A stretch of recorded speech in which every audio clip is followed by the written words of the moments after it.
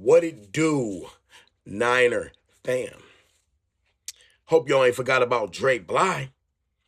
See, this is back when the Niners, when they wanted somebody, they'll spend the bread and go get him. They'll just spend the bread. They wasn't worried about nothing. They know they needed help on defense, go spend that bread. They had no problem with doing it.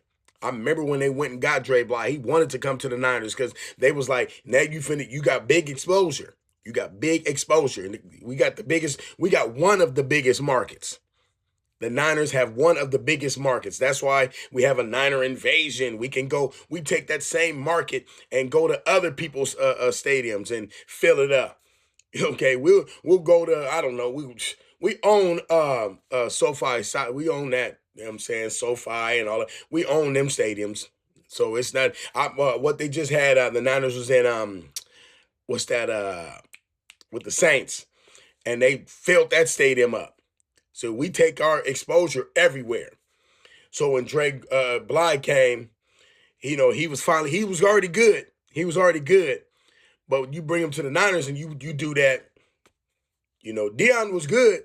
Deion was good. He came to the Niners and it was like, must be the money. He got the big exposure. But Dre Bly, look at him. You know what I'm saying? It says total tackles 27, solo tackles 24, passes defended 13, 3 interceptions, interception return yards 66. This in 2009. He was actually a baller. You know what I'm saying? He was actually a baller.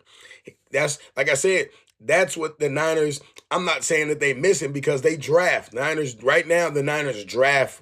They'll draft the people they want. They drafted, what's that? Diamond Lenore. You know what I'm saying? They drafted Mustafa. They drafted Jair Brown. They drafted, you know what I'm saying, Renardo Green. They drafted these people. They drafted Fred Warner. Okay. They drafted Nick Martin. Okay. They draft, and I understand you want to build through the draft. So you have people that's going to be there for a long time.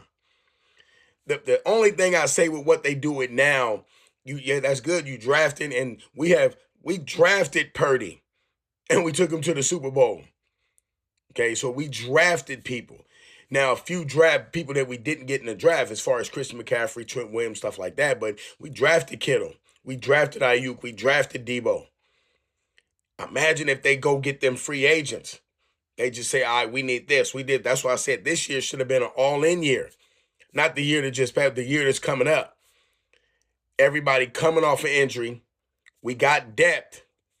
And then you just say, all right, I'm going to solidify that offensive line with some free agents. That's why, Shanahan and Lynch can sit back, watch the Super Bowl, and while they're watching the Super Bowl, go through other teams, because that's when teams start letting people go. We had to do it. Niners had to do it. They let go of a lot of people, which everybody picked up quick. But the Niners need to just kick back and look at other teams like, oh, okay, we got about $50 million. Let's go give a gang of people some one-year deals and let them know, hey, we went this far without any help.